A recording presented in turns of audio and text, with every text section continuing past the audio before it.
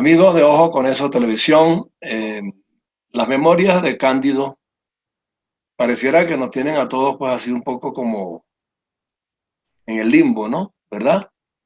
Pero no las de Vladimiro Mujica, que es quien comanda esta sección, sino por el contrario, las cosas que están ocurriendo nos hacen ver como muy cándidos.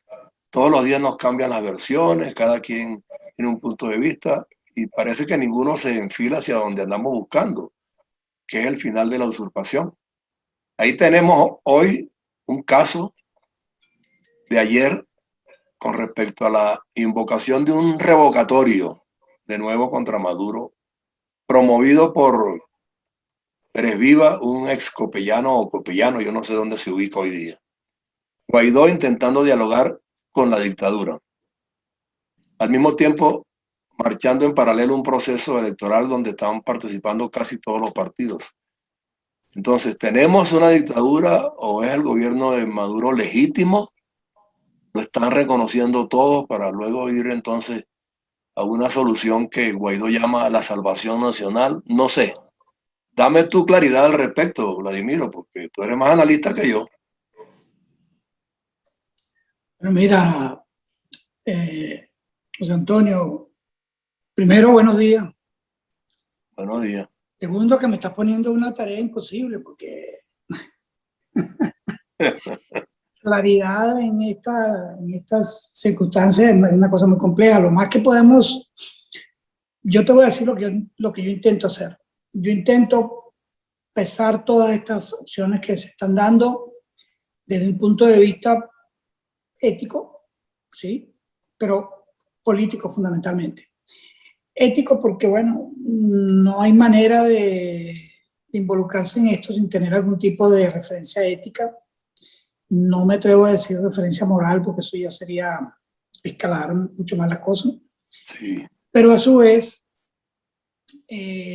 aquí tenemos que ser brutalmente realistas con la cuestión política. Es decir, tú señalaste un conjunto de aspectos y de propuestas que se han venido dando en el interior de Venezuela y no las has tocado todas, pero digamos porque hay gente que volvió a proponer lo de la Asamblea Constituyente, está lo del referéndum revocatorio, está el acuerdo de salvación nacional de Guaidó, están las elecciones regionales que presuntamente van a terminar siendo convocadas por el CNE, están las decisiones de partidos que están simultáneamente apoyando a Guaidó y a la par están participando con candidaturas en las elecciones regionales. Tenemos gente dentro de la oposición también muy respetable que condenan simultáneamente todos esos esfuerzos. Pero ese rompecabezas, ese laberinto que existe dentro de la resistencia, oposición venezolana, tú tienes que ponerle el correlato internacional. El correlato internacional es, yo vengo saliendo de una reunión del grupo de Quito, se llama el Grupo de Lima. No es el Grupo de Lima, tiene otro nombre, es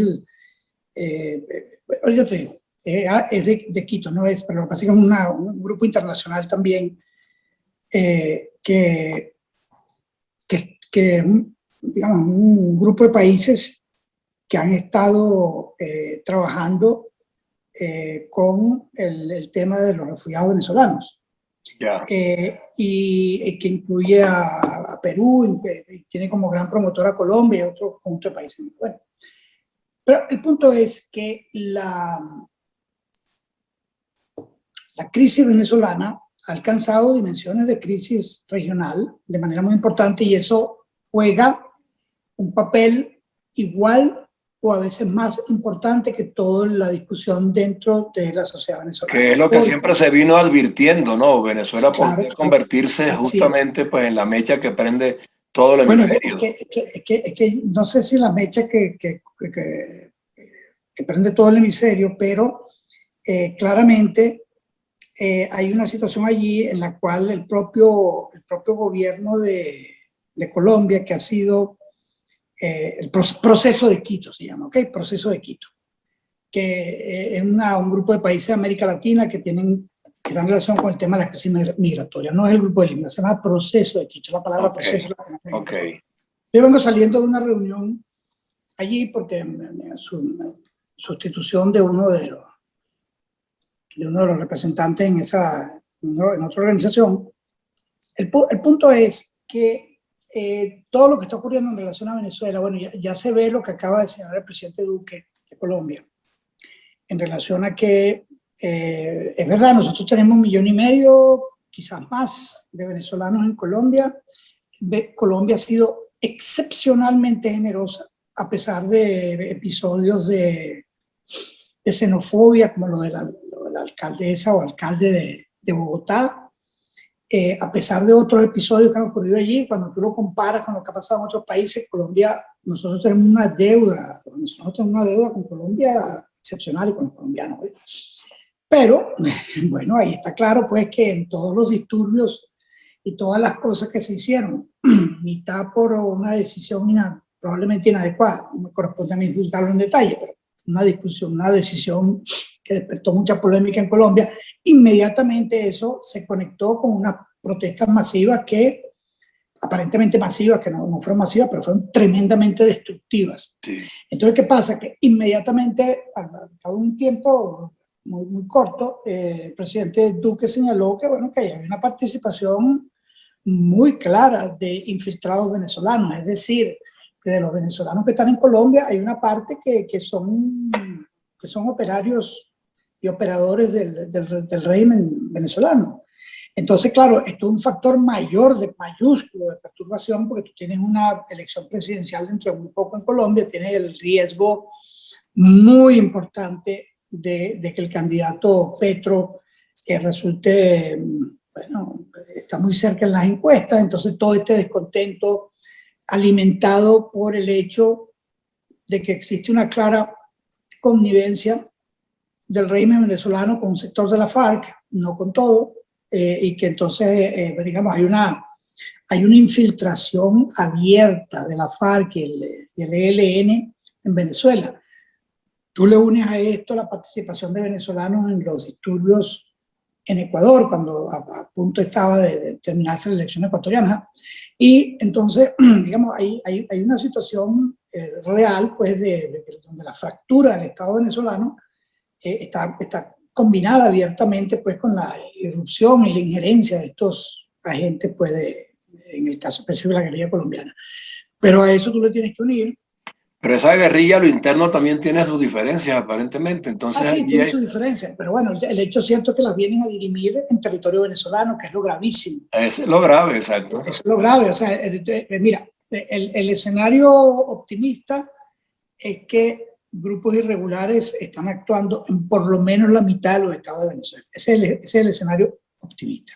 El escenario más pesimista, ese optimista lo publicó el New York Times en un artículo. El escenario más pesimista es que están actuando en el 80% del territorio nacional. Ahora, ¿qué quiere decir actuando? ¿Quiere decir que están en el Palacio de Gobernación? No, quiere decir que se dividen el territorio nacional en parcelas. Este feudo, esta satrapía empieza aquí, esta es la del comandante, no sé qué historia, esta es del grupo tal, y entonces sí, pero óyeme, un sector está violentando ciertas cosas y otros están catequizando, que ese es el riesgo que tenemos. No, los riesgos son los dos, Eso. La disolución del país, la disolución de la nación va en las dos direcciones, que tú tengas espacios controlados por otros sin catequizar a nadie, si quieres no catequizar a nadie. Y tienes además una injerencia abierta que tiene una maquinaria política y propagandística que está asociada directamente con el lenguaje del Grupo de Puebla y el antiguo Grupo de Sao Paulo, según el cual, bueno, en nuestros países existe desigualdad por la falla de la democracia y la falla del capitalismo, etc. Entonces hay todo un discurso construido de secuestro de la esperanza.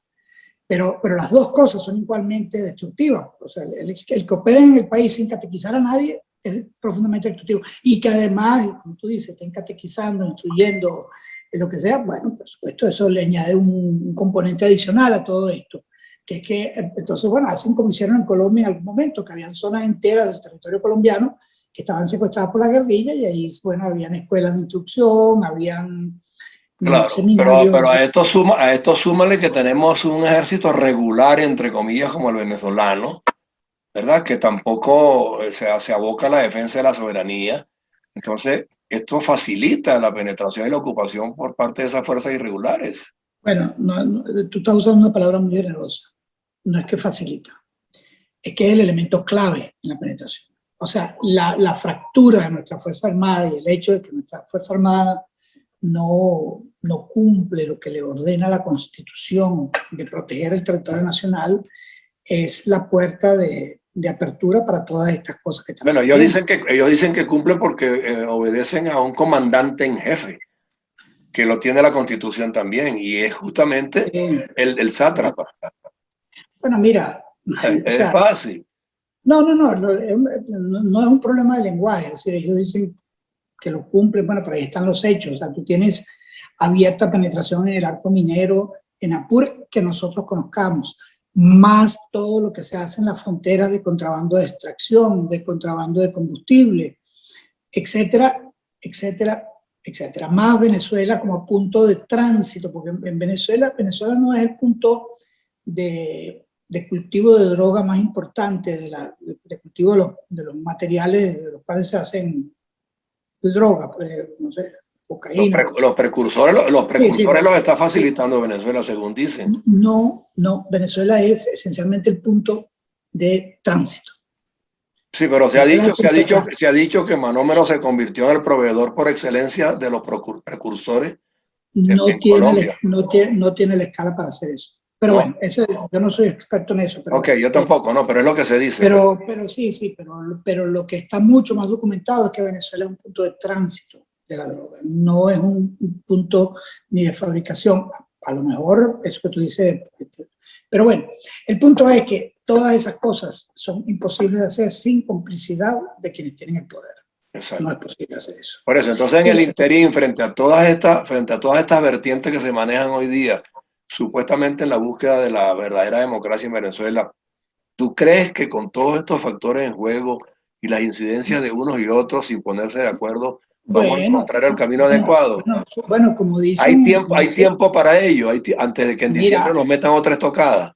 Mira, José Antonio, como dicen en tu tierra, su palabra vaya adelante. La dispersión, la atomización de la oposición es una cosa extremadamente grave.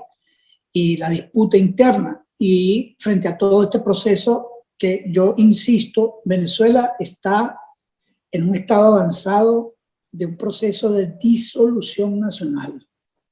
Y yo sé que alguna gente dice, bueno, pero ¿por qué tú dices eso? Bueno, que el Estado está desintegrado, se han convertido en parcelas autoritarias, operan grupos en buena parte del territorio nacional que no tienen nada que ver con la estructura del Estado, la función de defensa pública la han asumido cuerpos y cosas de defensa, entre comillas, que no tienen nada que ver con la Fuerza Armada. Y el atornillamiento en mayor profundidad lo acaban de decretar ayer cuando Maduro designa a Diosdado Cabello, quien tiene todos los señalamientos que tú sabes, para que sea el que escoja los candidatos de regiones, y no solamente que los escoja, a lo mejor los impone por la vía pues también de una elección fraudulenta, como ocurrió antes.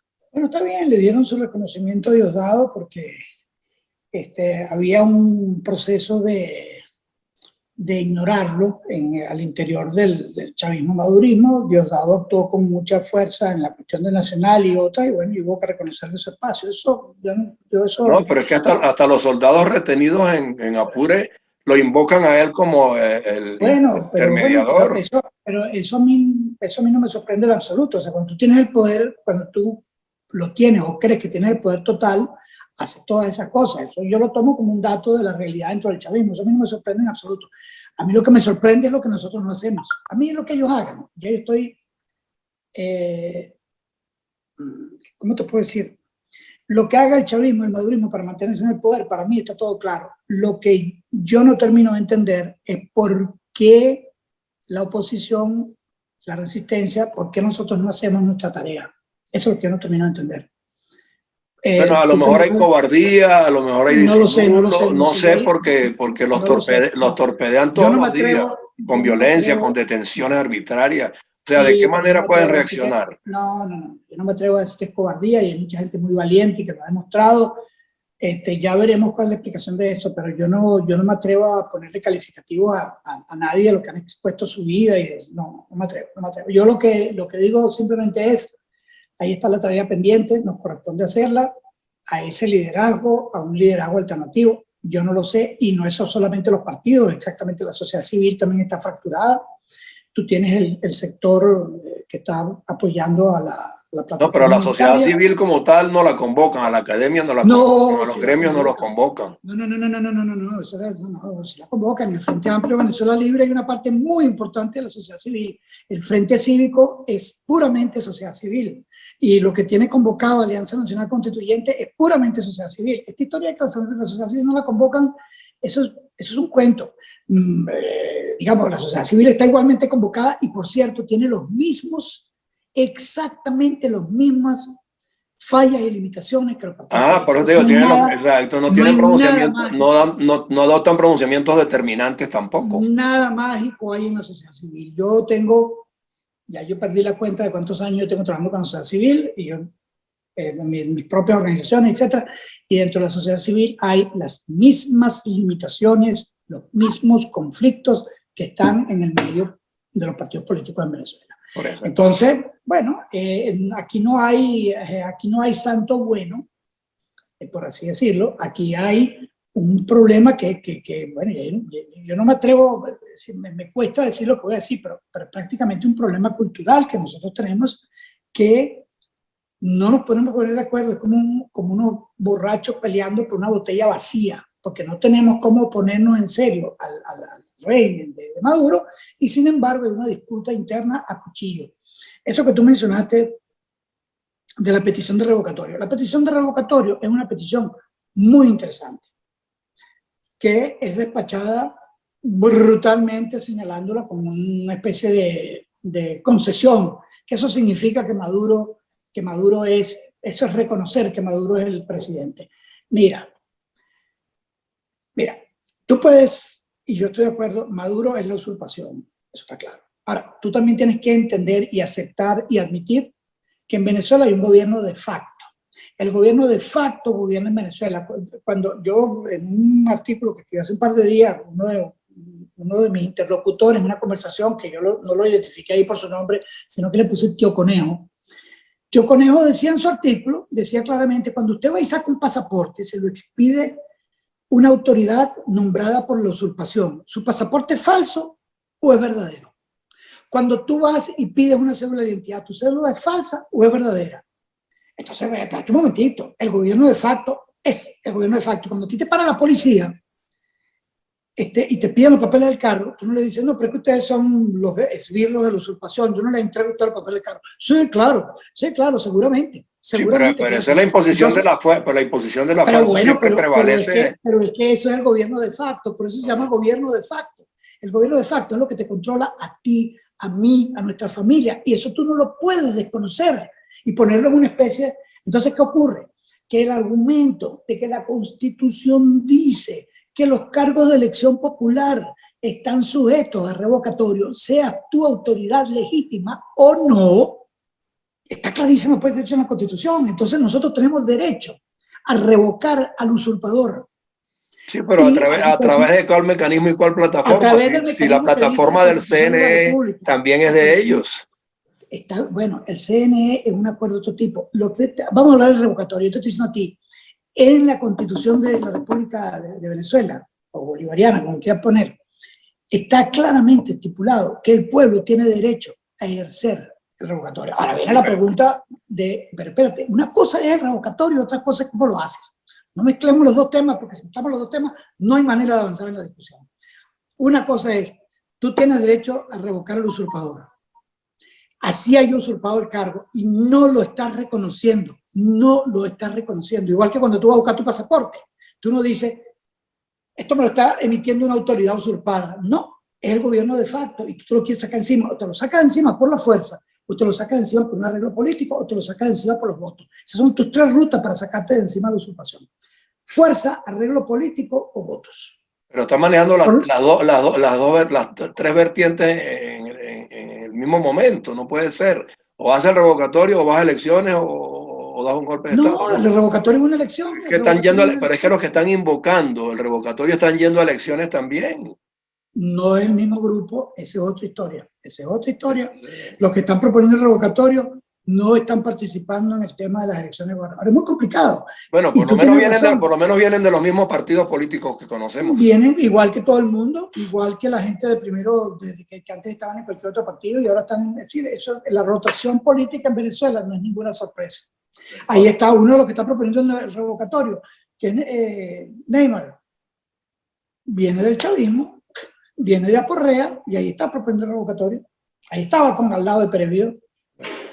Entonces, bueno, es decir, mira, nosotros nos podemos tirar por un barranco. Tú sabes que una teoría que a mí cada vez me está gustando más, la teoría de los pingüinos. Los pingüinos, cuando ven que por determinadas razones, cuando se producen carencias de alimentos, los pingüinos están amenazados, agarran y se tiran en conjunto, se suicidan, se tiran por un barranco. Los pelícanos también. Sí, pero vamos a poner los pingüinos. Entonces, la oposición, nosotros podríamos ser, si queremos, como los pingüinos, como los defensores de Masada, que se suicidaron en masa, pero que lo que hagamos en conjunto.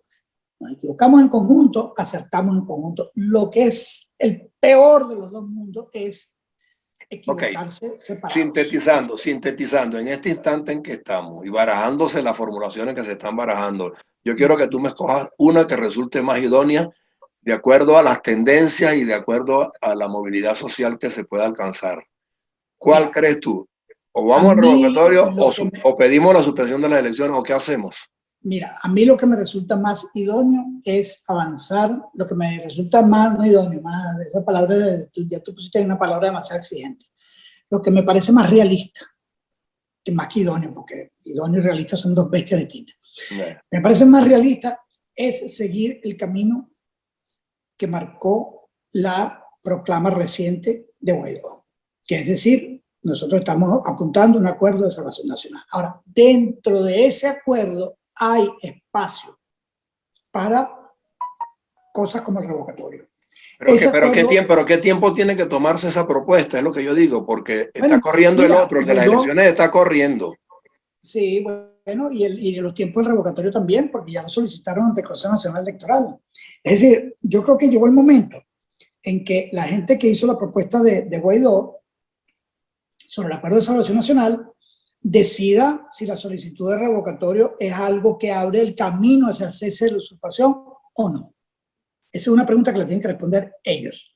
La alianza, ¿cómo se llama? La plataforma unitaria. Ellos tienen que responder en este momento si eso es un camino o no. ¿Eso es igual a una elección presidencial? No, no lo es. Pero si tú tienes un revocatorio acordado que permita que una elección presidencial inmediatamente después del revocatorio, porque el revocatorio ocurriría antes de lo que establece la Constitución para que se ocupe el vicepresidente, o sea, si tú lo haces en este momento, no se encarga el vicepresidente de acuerdo a la Constitución. Eso para mí es un camino que lo tiene que explorar quienes hicieron la propuesta del Acuerdo de Salvación Nacional. Eso es desde el punto de vista práctico. ¿Encajaría eso dentro del proceso electoral actual? ¿Podría cambiarse la modalidad de la elección de noviembre que incluya más que votar consulta, donde se incluya el referéndum como una opción? Esas son las cosas que explorar en este momento, porque Guaidó puso la pelota mucho más allá de las elecciones de gobernadores y de alcaldes. Él dijo, el acuerdo supone unas elecciones que involucren a la presidencia. Ahora bien, el revocatorio podría ser un paso intermedio, podría ser un paso intermedio. ¿Requiere de consenso? Sin consenso no vamos para ninguna parte. ¿Requiere de una negociación política? Requiere de una negociación. ¿Y podría aplazarse este proceso en marcha y fijar una nueva fecha que incluya la presidencial? Bueno, no lo sé, pero definitivamente ese es un camino que no se lo puede descartar y que hay que discutirlo, hay que decir, esta opción de revocatorio permite avanzar, sí o no. y si permite avanzar, la incorporamos dentro de la propuesta de Guaidó, sí o no. Y si la incorporamos, ¿cabe lo de participar en las elecciones regionales? Sí o no. Esas son las decisiones que tiene que adoptar el liderazgo político. No tú y yo aquí hablando. Estoy aquí hablando con No, y el CNE también tiene que involucrarse el CNE también, de manera institucional, no partidista. Exactamente, y los grupos que propusieron al CNE. Lo que te digo es que el liderazgo político venezolano no puede seguir obviando las preguntas esenciales. Bueno, y tú lo has dicho. Vamos a ver cuándo aparece la respuesta más concreta y más cercana a esta realidad que está. Para redondearte el punto anterior que te estaba diciendo, dentro de los factores internacionales tú no puedes dejar de lado a Cuba, que es el principal, vamos a ponerlo así, el principal sobreviviente de la caridad venezolana, ¿ok? De la caridad impuesta. Pero un país que está en quiebra no puede, no puede ser sí puede. caritativo. Antonio, no, está bien, pero eso es lo que te está diciendo respecto al deber ser. Ese es el deber ser. El hecho es que sí lo ha sido, no caritativo, ha sido caridad impuesta, vamos a ponerlo así. ¿Qué caritativo? Olvídate de esos tipos de términos con Cuba. Aquí hay un dominio, prácticamente un ejército de ocupación en Venezuela, y ese ejército de ocupación impone condiciones muy claras. Ustedes nos tienen que apoyar a nosotros, chao. Entonces, y bueno, Maduro es un tipo que se formó en Cuba, no es por casualidad que los cubanos influyeron para que se nombrara a Maduro sucesor de Chávez. No hay ninguna casualidad, nada de eso. Entonces tú dices que no podemos estar ayudando a los cubanos. Eso es lo que tú y yo decimos aquí, pero en la práctica, el diésel, el petróleo, etc. Pero el punto es, los cubanos tienen un papel extraordinariamente importante en cualquier negociación en relación a Venezuela. ¿Y con quién? Con los Estados Unidos, porque la actual administración norteamericana tiene un interés muy claro en producir un cambio de política respecto a Cuba. Entonces, ¿qué están diciendo factores muy importantes en los Estados Unidos? Que en cualquier negociación sobre Venezuela tienen que estar sentados los cubanos.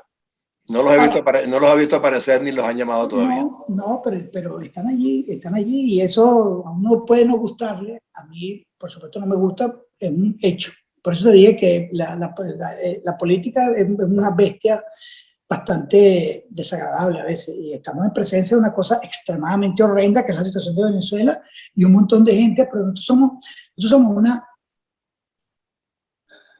un caso de aprovechamiento extremo.